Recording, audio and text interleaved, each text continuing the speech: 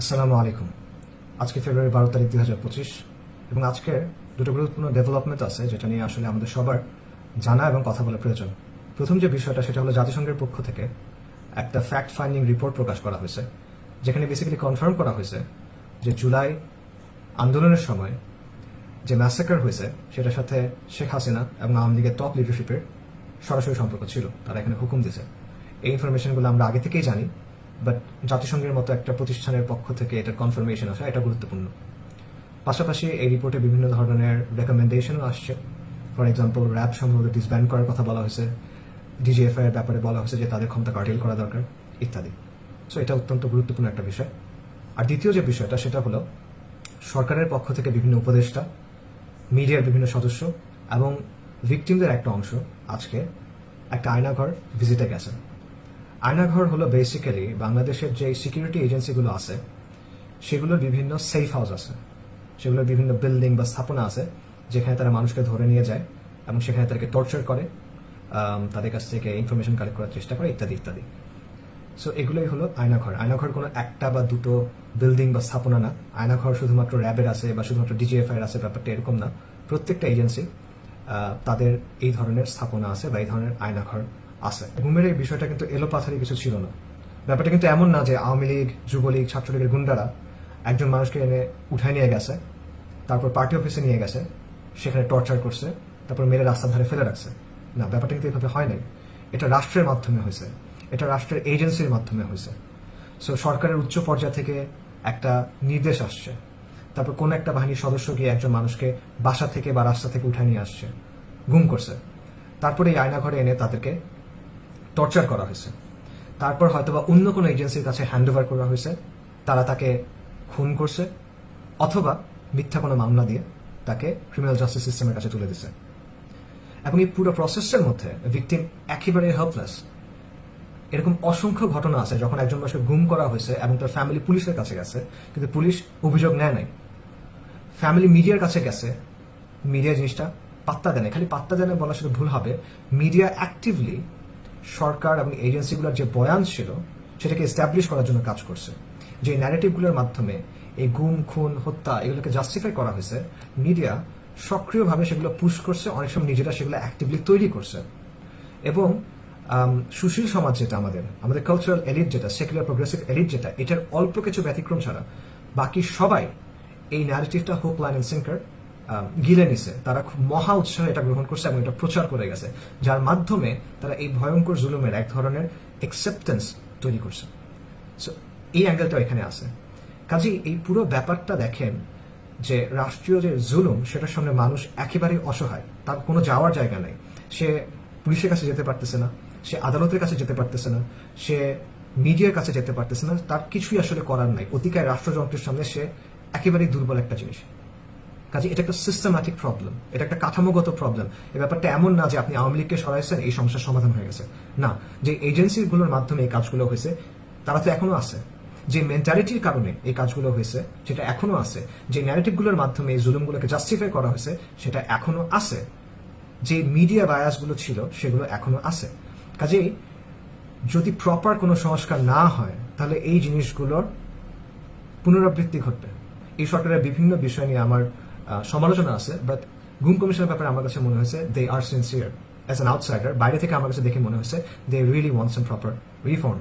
So এই ক্ষেত্রে আমি বলবো যে তাদের উচিত প্রপার এবং থরো রিফর্ম সাজেস্ট করা, কিছু ফেল সেফ মেকানিজম সাজেস্ট করা, যাতে করে এই ধরনের জুলুমের আর রেপুটেশন না হয়। পাশাপাশি এই ব্যাপারটা আমাদের ন্যাশনাল কনসিয়াসনেসের একটা অংশ হওয়া উচিত।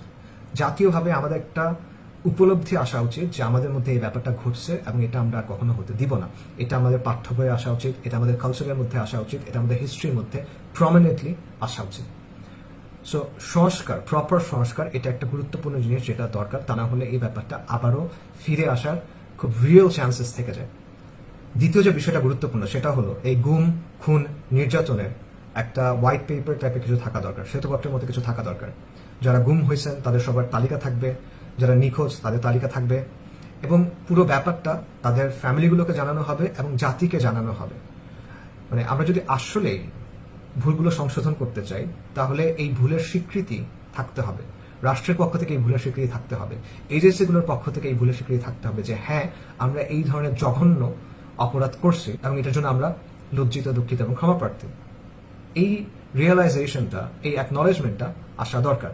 পাশাপাশি যারা একটা ভিকটিম, তাদেরকে কম্পেনসেট করা উচিত, কারণ তাদের লাইফ এখনো মানে এই এক্সপিরিয়েন্সটা তাদের লাইফকে ধ্বংস করে দিয়েছে বেসিক্যালি। তাদের ফিনান্সিয়াল বিপর্যয়ের মধ্যে তারা পড়ছেন, তারা সামাজিকভাবে ভিলিফাইড হয়েছেন, মানসিকভাবে তারা বিপর্যস্ত, তাদের অনেককে এখনো মামলায় হাজিরা দিতে হয়। কাজেই তাদেরকে কম্পেনসেট করা উচিত, এটা রাষ্ট্রের দায়িত্ব এবং এটা সমাজের দায়িত্ব। এখানে আরো ভয়ঙ্কর একটা দিক আছে যেটা নিয়ে আসলে খুব কম মানুষই কথা বলেন, সেটা হলো গুমের ভিকটিমদের মধ্যে বেসিক্যালি আপনি 4 ধরনের মানুষ দেখতে পাবেন। একটা হলো যাদেরকে গুম করা হয়েছে, নির্যাতন করা হয়েছে, তারপর ক্রস ফায়ারে মেরে ফেলা হয়েছে। আরেকটা হলো তাদেরকে মেরে ফেলা হয়েছে নাকি তারা বেঁচে আছেন এটা বোঝা যাচ্ছে না, তারা নিখোঁজ আছেন। থার্ড একটা ক্লাস হলো যাদেরকে গুম করা হয়েছে, নির্যাতন করা হয়েছে, তারপর হালকা কোনো মামলা দিয়ে, ধরেন 54 ধারার মামলা দিয়ে ছেড়ে দেওয়া হয়েছে। বাট ফোর্থ একটা ক্লাস আছে, তাদেরকে গুম করা হয়েছে, নির্যাতন করা হয়েছে, তারপর বানোয়াট কিছু মামলা দেওয়া হয়েছে, এইসব সেন্সেশনাল জঙ্গি মামলা টাইপের বিভিন্ন মামলা দেওয়া হয়েছে, অ্যান্ড দেন প্রচন্ড নির্যাতন করে তাদের কাছ থেকে জবানবন্দি আদায় করা হয়েছে, 164 ধারা জবানবন্দি যেটা, সেটা আদায় করা হয়েছে। এবং এই জবানবন্দির ভিত্তিতে তাদের মামলা কোর্টে গেছে এবং শুধুমাত্র এই প্রমাণের ভিত্তিতে, সোকল প্রমাণের ভিত্তিতে এদের অনেকের ফাঁসির রায় হয়ে গেছে বা যাবজ্জীবনের রায় হয়ে গেছে। সো এই ভয়াবহ যে জুলুম, এটার বিরুদ্ধে আমাদের অবশ্যই সোচ্চার হওয়া দরকার। If you really want to right the wrong, আমাদের প্রথমে এই মানুষগুলোর জন্য ইনসাফ নিশ্চিত করা প্রয়োজন এবং অ্যাজ এ সোসাইটি এটা আমাদের করতে হবে। এটা শুধুমাত্র সরকারের দায়িত্ব না, এটা শুধুমাত্র সরকারের উপর ছেড়ে দিয়ে লাভ নাই। অ্যাজ এ সোসাইটি এটা আমাদের করতে হবে, কারণ অ্যাজ এ সোসাইটি আমাদের এখানে দায় আছে।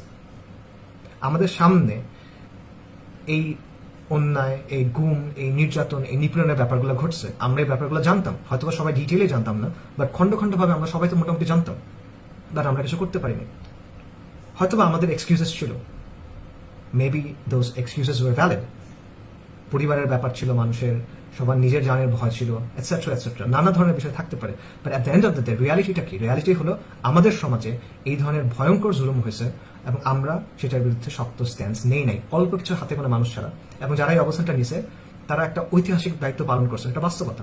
কাজে অ্যাজ এ সোসাইটি এই দায় আমরা এড়াইতে পারি না। অ্যাজ এ সোসাইটি এই দায় আমাদেরকে গ্রহণ করতে হবে এবং আমাদেরকে একটা জায়গায় একমত হইতে হবে যে আমরা কখনো আর কখনো এই ধরনের কোনো কিছু হইতে দিব না। রাসূলুল্লাহ সাল্লাল্লাহু আলাইহি ওয়াসাল্লাম বলছেন, জুলুম কিয়ামতের দিন অন্ধকারের মতো গ্রাস করবে। অ্যাজ এ সোসাইটি আমরা যদি একটা সংকল্প করতে না পারি, আমরা যদি একটা শক্ত অবস্থান নিতে না পারি, আমরা যদি এই জুলুমের বিরুদ্ধে সোচ্চার না হই, আমরা যদি ইনসাফ কায়েমের জন্য অবস্থান না নিই, তাহলে কিয়ামতের আগে হয়তোবা এই দুনিয়াতে এই অন্ধকার আমাদেরকে গ্রাস করবে। তাই আমাদের একটা শক্ত স্ট্যান্স নিতে হবে, আমাদের অ্যাজ এ সোসাইটি একটা সংকল্পের জায়গায় আসতে হবে যে আমরা আর কখনো এরকম কোনো কিছু মেনে নিব না এবং এরকম কোনো কিছু হতে দিব না। শুকরিয়া।